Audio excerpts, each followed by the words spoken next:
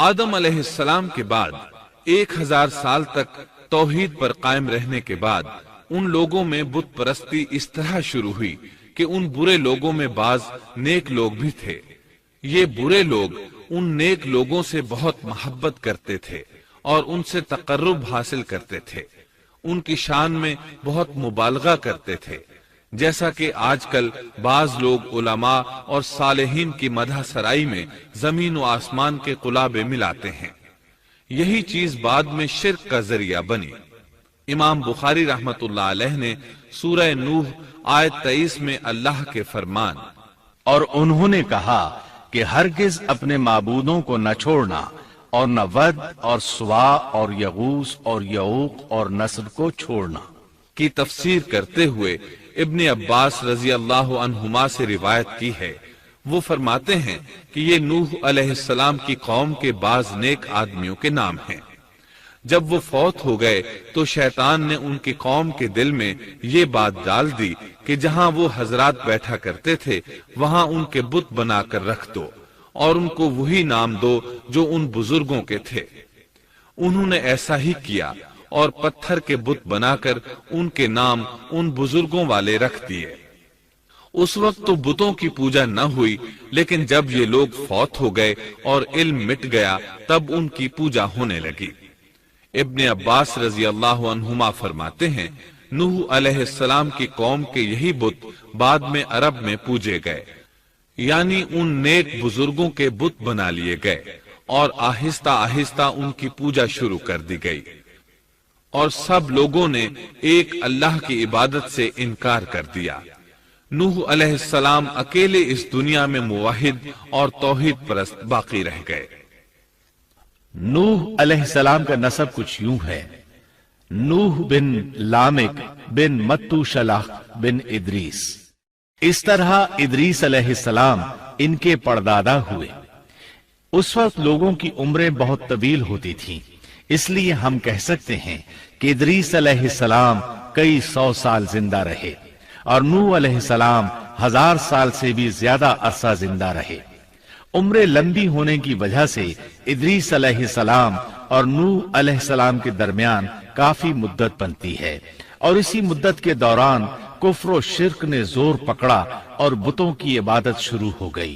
تب اللہ تعالیٰ نے نوح علیہ السلام کو زمین میں مبعوث فرمایا۔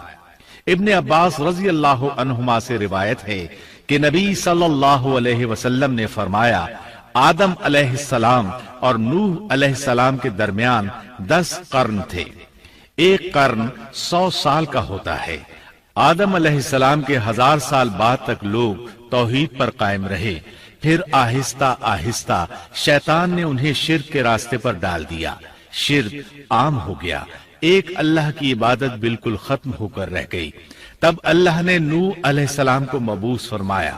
انہوں نے اللہ کی طرف دعوت دی، انہوں نے بہت مشقت اٹھائی، جیسا کہ سورہ نوح میں اللہ فرماتے ہیں اللہ تعالیٰ بخشش و رحم کرنے والے کے نام سے شروع کرتا ہوں۔ یقیناً ہم نے نوح کو ان کی قوم کی طرف بھیجا کہ اپنی قوم کو ڈراؤ اور خبردار کر دو، اس سے پہلے کہ ان کے پاس دردناک عذاب آ جائے۔ نوح نے کہا اے میری قوم، میں تمہیں صاف صاف ڈرانے والا ہوں کہ تم اللہ کی عبادت کرو اور اس سے ڈرا کرو اور میرا کہنا مانو، تو وہ تمہارے گناہ بخش دے گا اور تمہیں ایک وقت مقررہ تک چھوڑ دے گا۔ یقیناً اللہ کا وعدہ جب آ جاتا ہے تو موقوف نہیں ہوتا، کاش تمہیں سمجھ ہوتی۔ نوح علیہ السلام تبلیغ کے سلسلے میں سخت محنت کرتے، دن رات لوگوں کے گھروں اور ان کے اجتماعات میں جا جا کر انہیں دعوت دیتے۔ آپ انہیں اعلانیہ اور پوشیدہ طور پر دعوت دیتے، یہاں تک کہ دعوت دیتے دیتے انہیں 950 سال گزر گئے، لیکن سوائے چند لوگوں کے کوئی ایمان نہ لایا۔ تب انہوں نے اللہ سے دعا کی اے میرے اللہ، میں نے اپنی قوم کو دن رات تیری طرف بلایا، لیکن میرے بلانے سے یہ اور زیادہ بھاگنے لگے۔ انہوں نے اپنے کانوں میں انگلیاں ٹھونس لیں، اپنے اوپر کپڑے اوڑھ لیے اور کہنے لگے ہم تیری شکل دیکھنا نہیں چاہتے۔ میرے اللہ، یہ لوگ تیری باتیں سننا پسند نہیں کرتے۔ میں نے پھر بھی ان سے کہا اپنے مالک سے بخشش طلب کرو، وہ بڑا بخشنے والا ہے۔ اس وقت نوح علیہ السلام کی قوم میں ایک بادشاہ تھا، وہ بہت مغرور تھا۔ وہ قوم سے کہنے لگا، نوح کی باتوں پر کان نہ دھرنا اور نہ اس سے بحث کرنا، یہ جو کرتا ہے اسے کرنے دو، تم اپنے بتوں کی پوجا پر ڈٹے رہو۔ چنانچہ لوگوں نے نوح علیہ السلام کی باتوں کی طرف سے کان بند کر لیے، اپنے بادشاہ کی بات پر عمل کرنے لگے۔ تب نوح علیہ السلام نے اللہ سے فریاد کی، اے پروردگار، یہ میرا کہنا نہیں مانتے، ان لوگوں کی سنتے ہیں جن کی اولاد اور مال نے انہیں فائدہ تو نہ دیا، الٹا نقصان پہنچایا، اور انہوں نے میرے ساتھ بڑا داؤ کیا، یعنی دوسروں کو میرے درپے کر دیا، خود بھی مجھے ستانے میں کوئی کسر نہ چھوڑی، اور آپس میں ایک دوسرے سے کہنے لگے، اپنے دیوتاؤں کو نہ چھوڑنا، نہ ود اور نہ سوا اور نہ یغوث اور نہ یعوق اور نہ نصر کو چھوڑنا۔ ان لوگوں نے بہت سے لوگوں کو گمراہ کر ڈالا، اور پروردگار تو ایسا کر کہ یہ ظالم اور زیادہ گمراہ ہو۔ اس طرح نوح علیہ السلام نے 950 سال دن رات لوگوں کو اللہ کی طرف بلایا، لیکن اتنے طویل عرصہ میں صرف 80 کے قریب لوگ مسلمان ہوئے، اور ان ایمانداروں کی اکثریت فقراء، مساکین، ناتواں اور غلام قسم کے لوگوں پر مشتمل تھی، جن کی معاشرے میں کوئی حیثیت نہیں ہوتی۔ مشکل سے 10 ایماندار ایسے ہوں گے جو شرف و جاہ کے مالک ہوں گے۔ چنانچہ نوح علیہ السلام کے مغرور سرداروں نے جب اس صورتحال کو دیکھا تو اکٹھے ہو کر نوح علیہ السلام کے پاس آئے اور کہنے لگے، اے نوح، ہم چاہتے ہیں تیری باتیں سنیں اور لوگوں کو بھی تیری باتیں سننے کی ترغیب دیں اور سب تجھ پر ایمان لے آئیں، لیکن اس سے پہلے ہماری ایک شرط ہے، یہ کہ آپ کے حلقے میں جو یہ ذلیل اور حقیر لوگ آ گئے ہیں انہیں دھکے دے کر اپنے پاس سے نکال دے، اس لیے کہ ہم اپنی قوم کے سردار، چودھری اور مقام و مرتبے والے لوگ ہیں، اس لیے ہم ان فقیر لوگوں کے پاس نہیں بیٹھ سکتے۔ اگر آپ انہیں نکال دیتے ہیں تو ہم ایمان لے آئیں گے۔ اللہ تعالیٰ نے نوح علیہ السلام کی قوم کے ان سرداروں کی تردید سورہ ہود آیات 27 تا 31 میں کی ہے۔ اللہ تعالیٰ فرماتے ہیں، کافر سردار نوح سے کہنے لگے، ہم تو یہی دیکھتے ہیں کہ تو ہماری طرح ایک آدمی ہے، اور یہ بھی دیکھتے ہیں کہ صرف ان لوگوں نے تیری پیروی کی ہے جو ہم میں رذیل ہیں، وہ بھی اوپر کی عقل سے، اور ہم تو تمہیں کسی بات میں اپنے سے زیادہ نہیں پاتے بلکہ تمہیں جھوٹا خیال کرتے ہیں۔ نوح نے کہا، اے سردارو، بتلاؤ تو صحیح، اگر میں اپنے رب کی طرف سے جو دلیل آئی ہے اس پر قائم ہوا اور اس نے اپنی مہربانی سے مجھے سرفراز کیا اور تم سے وہ چھپی رہی، تو کیا زبردستی میں اسے تمہارے سر منڈ دوں گا، حالانکہ تم اس سے بیزار ہو۔ میری قوم والو، میں تم سے اس پر کوئی مال نہیں مانگتا، میرا ثواب تو صرف اللہ تعالیٰ کے ہاں ہے، نہ میں ایمانداروں کو اپنے پاس سے نکال سکتا ہوں، انہیں اپنے رب سے ملنا ہے، لیکن میں دیکھتا ہوں کہ تم لوگ جہالت کی بات کر رہے ہو۔ میری قوم کے لوگوں، اگر میں ان مومنوں کو اپنے پاس سے نکال دوں تو اللہ کے مقابلے میں میری مدد کون کر سکتا ہے؟ کیا تم کچھ بھی غور و فکر نہیں کرتے؟ میں تم سے یہ نہیں کہتا کہ میرے پاس اللہ کے خزانے ہیں اور میں غیب کا علم بھی نہیں رکھتا، نہ میں یہ کہتا ہوں کہ میں کوئی فرشتہ ہوں، نہ میرا یہ قول ہے کہ جن پر تمہاری نگاہیں ذلت سے پڑ رہی ہیں اللہ تعالیٰ انہیں کوئی نعمت دے گا ہی نہیں، ان کے دل میں جو ہے اللہ اسے بخوبی جانتا ہے۔ اگر میں ایسی بات کہوں تو یقیناً میرا شمار ظالموں میں سے ہوگا۔ اس پر نوح علیہ السلام کی قوم اور اکڑ گئی اور وہ کہنے لگے، اے نوح، بس بہت ہو گیا، تو نے ہمیں بہت ڈرا دھمکا دیا، اب اگر تو سچا ہے تو جس چیز کا وعدہ تو ہم سے کرتا تھا اس کو لے آ۔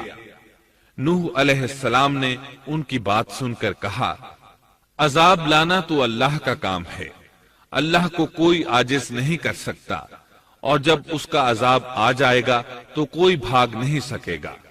इसके बाद नूह अलैहिस्सलाम की कौम का उनसे आमना सामना हुआ तो उन्होंने उनसे कहा, ऐ मेरी कौम, अगर तुम पर ये गिरां गुजरता है कि मैं तुम में रहता हूँ और तुम्हें अल्लाह की बातें सुना रहा हूँ, तुम इससे चिढ़ते हो और मुझे नुकसान पहुंचाने के दरपे रहते हो, तो सुनो, मैं साफ कहता हूँ, मुझे तुम्हारा कोई खौफ नहीं, तुम्हारी कोई परवाह नहीं। तुमसे जो हो सके कर गुजरो, मेरा जो बिगाड़ सकते हो बिगाड़ लो। तुम अपने शरीकों और झूठे माबूदों को भी बुला लो और मिलजुल कर मशवरे करके बात खोलकर पूरी कुव्वत के साथ मुझ पर हमला करो।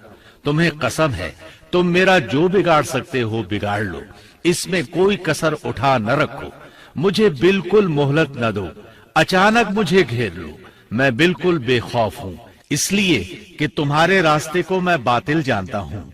मैं हक पर हूँ, हक का साथी अल्लाह होता है। मेरा भरोसा उसी अजीम जात पर है, मुझे उसकी कुदरत की बड़ाई मालूम है। नूह अलैहिस्सलाम ने वाज़ेह अल्फाज में अपनी कौम को चैलेंज दिया, लेकिन किसी में ताकत न हुई कि वो नूह अलैहिस्सलाम का मुकाबला कर सके। चुनाचे कहने लगे, इसे छोड़ दो, ये मजनून और बेवकूफ है, नऊज़ु बिल्लाह। बहरहाल मामला इसी तर्ज पर चलता रहा, यहाँ तक कि साल हर साल गुजर गए, लेकिन कोई मुसलमान न हुआ। फिर पहाड़ पर रहने वाले लोग रोज बरोज बुराई में तरक्की करते चले गए, और जो लोग शुरू में ईमान लाए थे उनके अलावा और कोई शख्स ईमान न लाया। नूह अलैहिस्सलाम उन्हें मुसलसल दावत देते रहे, मगर बेअसर। यहाँ तक कि अल्लाह ताला ने नूह अलैहिस्सलाम की तरफ वही की कि अब कोई शख्स ईमान नहीं लाएगा। अल्लाह ताला सूरह हूद में फरमाते हैं, नूह की तरफ वही की गई कि आपकी कौम में से जो ईमान ला चुके हैं उनके सिवा और कोई अब ईमान नहीं लाएगा, बस आप उनके कामों पर गमगीन न हो। मतलब ये था कि आप गम न करें, अल्लाह का हुक्म अब पूरा होने वाला है। गौर फरमाएं, नूह अलैहिस्सलाम के जज्बे को देखिए। मुसलसल 950 साल तक दावत देते रहे, लोग उन्हें झुठलाते रहे, लेकिन फिर भी उनसे नाउमीद न हुए। अब जबकि अल्लाह की तरफ से वही आ गई कि उनमें से और कोई ईमान नहीं लाएगा और किसी में ताकत नहीं कि उन्हें हिदायत अता फरमाए, तो नूह अलैहिस्सलाम नाउमीद हो गए और उन्होंने अपनी कौम पर बद्दुआ की। इसका जिक्र अल्लाह ताला ने सूरह नूह आयात 26 ता 28 में किया है। नूह ने कहा, ऐ मेरे परवरदिगार, तू रूए जमीन पर किसी काफिर को रहने सहने वाला न छोड़। अगर तू इन्हें छोड़ेगा तो ये यकीनन तेरे और बंदों को भी गुमराह कर देंगे, और इनके यहाँ जो औलाद होगी वो भी बदकार नाशुक्रे होंगे। ऐ मेरे परवरदिगार, तू मुझे और मेरे माँ बाप को और जो भी ईमानदार होकर मेरे घर आए और तमाम मोमिन मर्दों और औरतों को बख्श दे और काफिरों को सिवाय हलाकत के और कुछ न दे। अल्लाह ताला फरमाते हैं कि जब नूह अलैहिस्सलाम ने हमें मदद के लिए पुकारा तो फिर हमने उसकी मदद की और उसे एक बड़ी कश्ती बनाने की वही की। लेकिन नूह अलैहिस्सलाम नहीं जानते थे कि वो इतनी बड़ी कश्ती कैसे बनाए, और न ही वो बढ़ई थे कि इस काम से वाकिफ होते। इसलिए अल्लाह ताला ने उनकी तरफ ये वही की कि हमारी आंखों के सामने और हमारी वही के मुताबिक एक कश्ती तैयार करो। अल्लाह ने वही के जरिए उनकी रहनुमाई की कि वो इस तरह करें, और मजीद तालीम के लिए जिब्राईल अलैहिस्सलाम को भेज दिया। वो उन्हें बतलाते गए कि इस तरह कश्ती तैयार करो। नूह अलैहिस्सलाम एक पहाड़ पर रहते थे, उनके इर्द गिर्द दरख्त नहीं थे, न पानी था। चुनाचे उन्होंने बहुत से दरख्त उगाए, फिर उनको काटा और पहाड़ पर बैठकर कश्ती तैयार करते रहे। आप बड़े बड़े तख्ते बनाते और लोहा लाते और उनसे कील तैयार करते, फिर उन कीलों को तख्तों में ठोकते, आपस में उन तख्तों को मिलाते, यहाँ तक कि एक बहुत बड़ी मजबूत और देव हैकल कश्ती तैयार हो गई। एक रिवायत के मुताबिक नूह अलैहिस्सलाम ने उसको 100 साल में तैयार किया। ये थी वो कश्ती जिसे नूह अलैहिस्सलाम ने अल्लाह की हिदायत के मुताबिक तैयार किया था। سورۃ القمر آیت 13 میں ارشاد ہوتا ہے، اور ہم نے نوح کو اس کشتی میں سوار کیا جو تختوں اور کیلوں سے بنی ہوئی تھی۔ نوح علیہ السلام نے دعوت کا کام چھوڑ دیا اور کشتی بنانے لگے۔ وہ لوگ جب انہیں کشتی بناتے دیکھتے تو ان کا مذاق اڑاتے، کہتے، نوح پہلے تو نبی تھا، اب بڑھئی بن گیا۔ مزید کہتے، یہ کیسا مجنون ہے کہ پہاڑ پر کشتی بنا رہا ہے، تعجب ہے اس پر۔ اللہ نے ان کافروں کے مذاق کا ذکر سورہ ہود آیات 38 اور 39 میں کیا ہے۔ نوح کشتی بنانے لگے، اس کی قوم کی جو جماعت اس کے پاس سے گزرتی وہ اس کا مذاق اڑاتی۔ وہ کہتے، اگر تم ہمارا مذاق اڑاتے ہو تو ہم بھی تم پر ایک دن ہنسیں گے، جیسے تم مسخرہ پن کر رہے ہو۔ تمہیں بہت جلد معلوم ہو جائے گا کہ کس پر عذاب آتا ہے، جو اسے رسوا کرے اور اس پر ہمیشہ کا عذاب اتر آئے۔ اس کشتی کا حلیہ ابن عباس رضی اللہ عنہما سے ایک روایت میں یوں آیا ہے۔ وہ بیان کرتے ہیں کہ نوح علیہ السلام نے پہاڑ پر ایک کشتی تیار کی اور اسے تارکول سے لت پت کیا۔ اسی وقت سے تارکول کا ظہور ہوا۔ اس کشتی کا طول 300 گز، اونچائی 30 گز اور عرض 50 گز تھا۔ ایک اندازے کے مطابق اس کا طول 1 کلومیٹر سے زیادہ تھا، اور اس کی بلندی اور گہرائی کے بارے میں کہا گیا ہے کہ 30 ہاتھ تھی، اور یہ کشتی عام کشتیوں کی طرح اوپر سے کھلی ہوئی نہیں تھی، بلکہ جس طرح اس کو نیچے سے بند کیا گیا تھا اسی طرح اوپر سے بھی بند کیا گیا تھا، تاکہ اوپر سے جو بارش برسے وہ انہیں نقصان نہ دے، اور جس طرح نیچے والے غرق ہونے سے محفوظ رہیں اسی طرح اوپر والے بھی محفوظ رہیں۔ گویا وہ ایک گیند کی مانند تھی۔ اس میں الگ الگ 3 درجے بنائے گئے تھے، ہر درجے میں ایک دروازہ تھا، اور یہ 3 دروازے اس طرح تھے کہ ہر دروازے کے اوپر ایک دروازہ تھا۔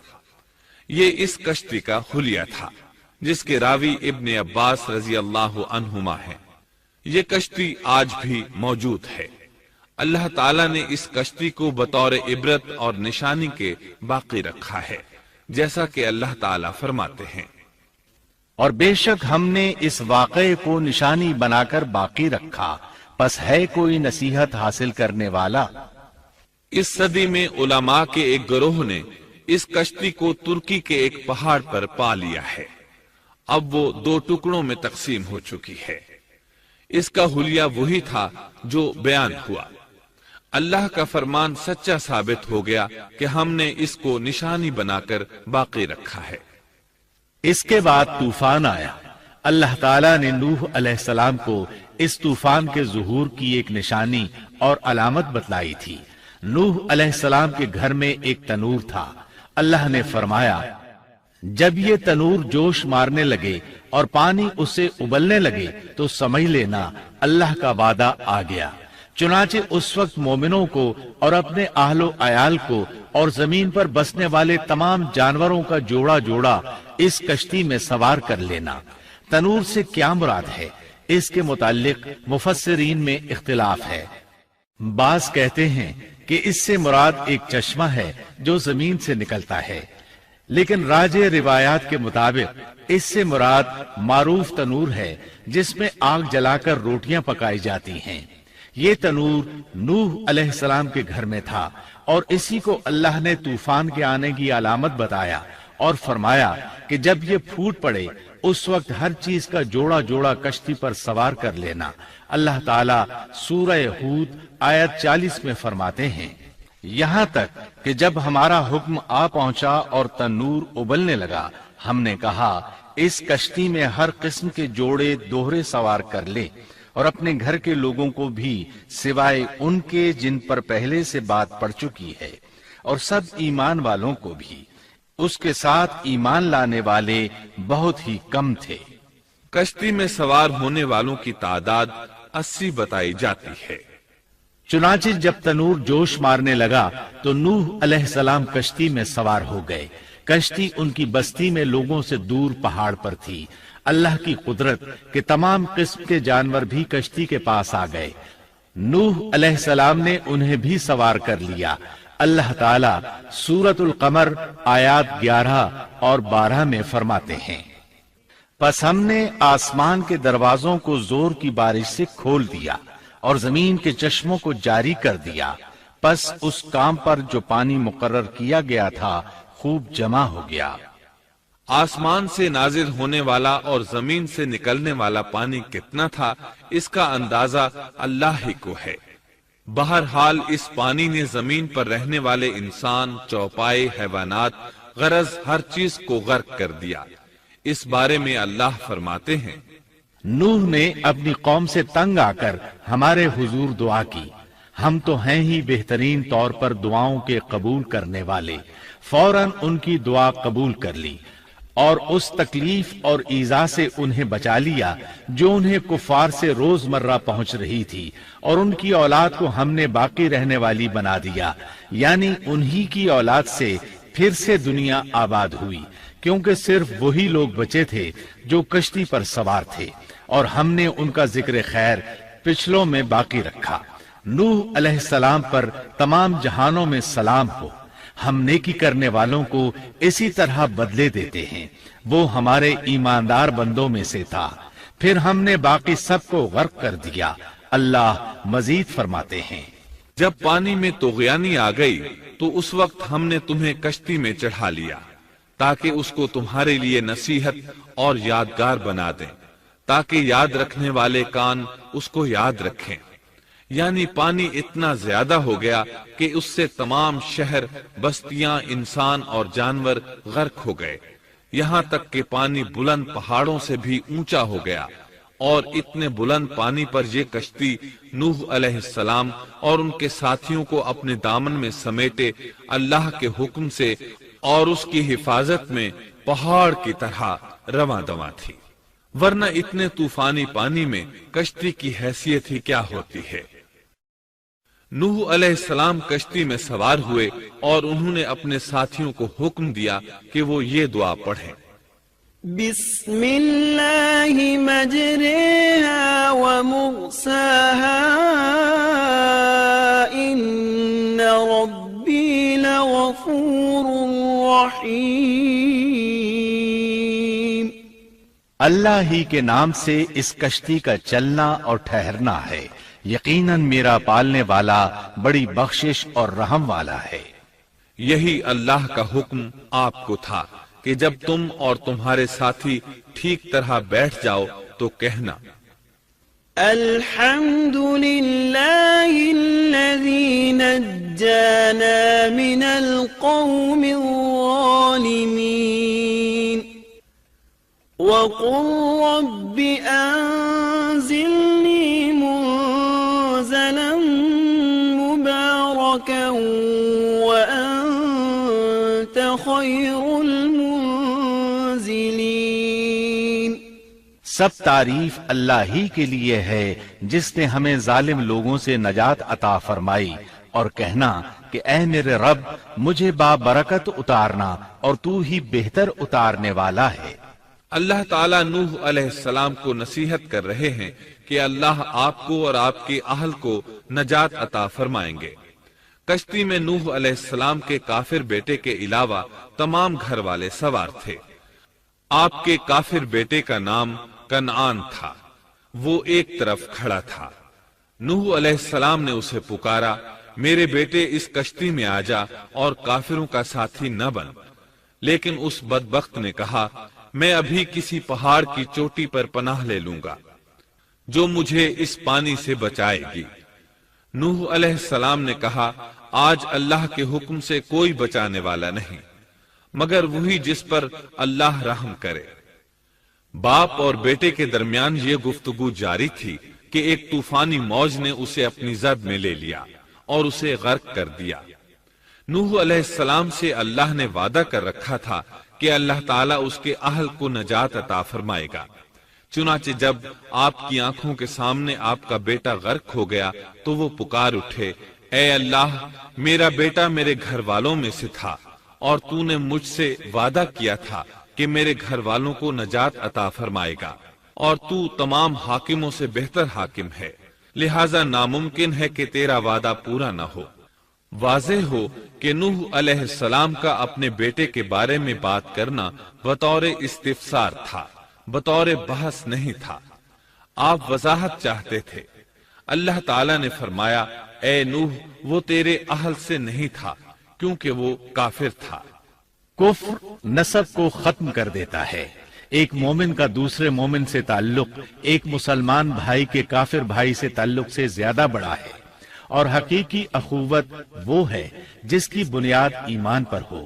کفر تو نسبی تعلق کو کاٹ دیتا ہے، اس لیے اللہ نے یہ نہیں فرمایا کہ وہ کافر ہے، بلکہ یہ فرمایا کہ وہ تیرے اہل سے نہیں ہے۔ ہمارے لیے بھی یہی حکم ہے، کسی مومن کا کافر کے ساتھ رشتہ نہیں ہو سکتا۔ اس کے ساتھ اللہ نے نوح علیہ السلام کو نصیحت فرمائی کہ آپ ہرگز وہ چیز نہ مانگیں جس کا آپ کو مطلقاً علم ہی نہ ہو، اور ہم آپ کو نصیحت کرتے ہیں کہ جاہلوں میں اپنا شمار کرانے سے باز رہیں۔ جب نوح علیہ السلام یہ بات جان گئے کہ ان کا سوال واقعے کے مطابق نہیں تھا تو فوراً اس سے رجوع کر لیا اور اللہ تعالیٰ سے اس کی رحمت اور مغفرت کے طالب ہوئے۔ اس موقع پر انہوں نے دعا کی۔ نوح علیہ السلام نے کہا، اے میرے پروردگار، میں تیری ہی پناہ چاہتا ہوں اس بات سے کہ تجھ سے وہ مانگوں جس کا مجھے علم ہی نہ ہو۔ اگر تو مجھے نہ بخشے گا اور تو مجھ پر رحم نہیں کرے گا تو میں خرابی والوں میں ہو جاؤں گا۔ یہ دعا انہوں نے مانگی۔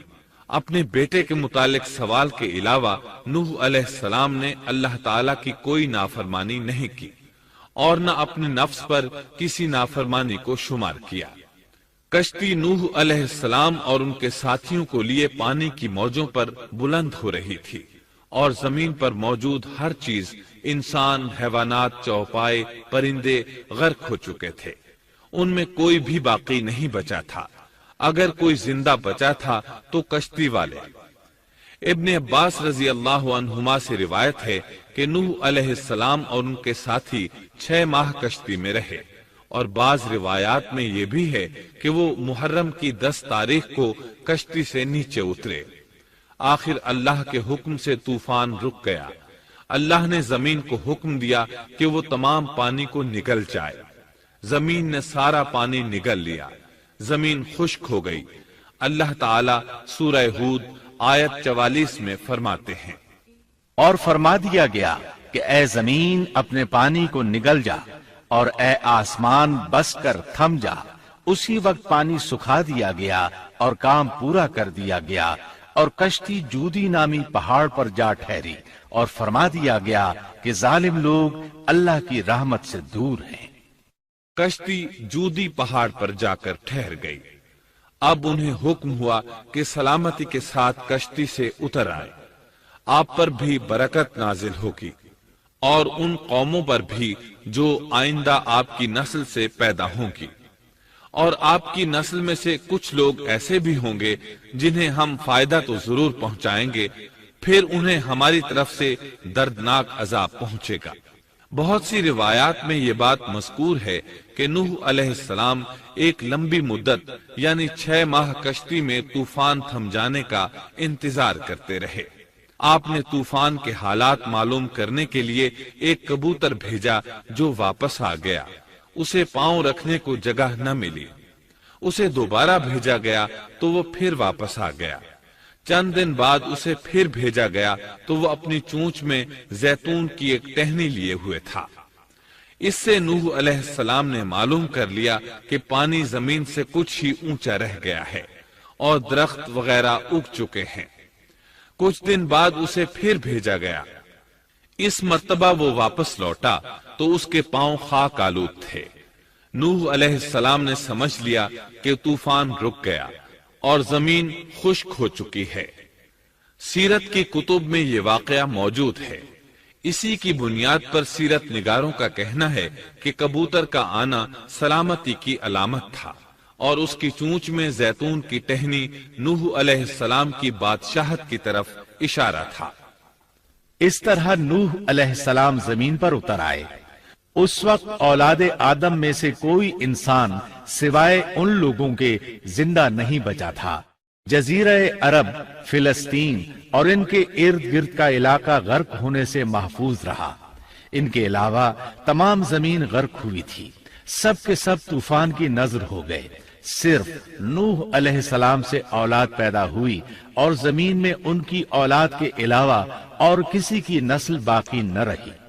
اسی وجہ سے نوح علیہ السلام کو آدم ثانی اور ابو البشر ثانی کہا جاتا ہے، کیونکہ تمام کے تمام بشر انہی کی طرف منسوب ہیں۔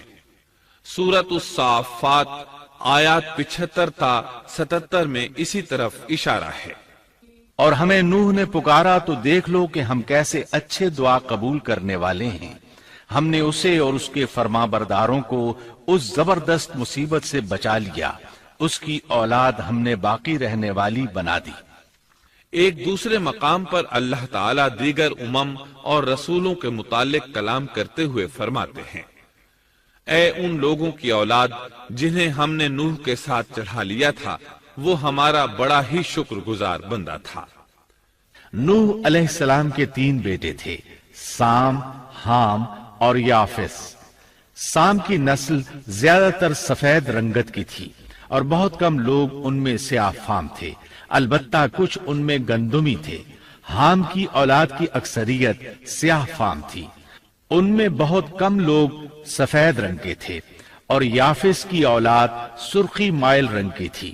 عرب اور بنو اسرائیل سام کی اولاد ہیں، تمام حبش حام کی اولاد ہیں، ترک اور مشرقی ایشیا کے لوگ یافس کی اولاد ہیں۔